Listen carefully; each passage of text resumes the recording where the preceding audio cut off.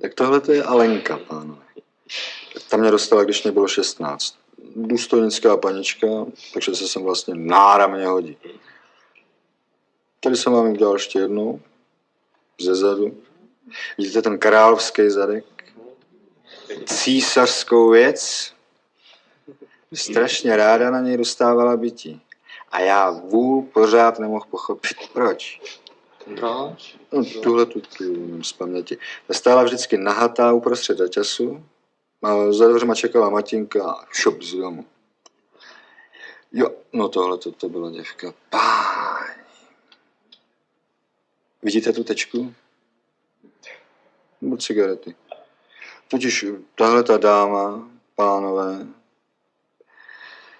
ta měla sexus jak tahací harmoniku. Tam bychom se vešli všichni s manželkama, s dětma, s prarodičema.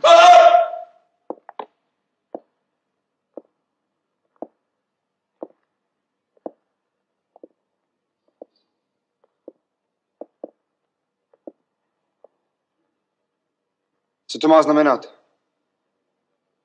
Zde je alegoricky znázorněn význam naší armády pro osvobození republiky.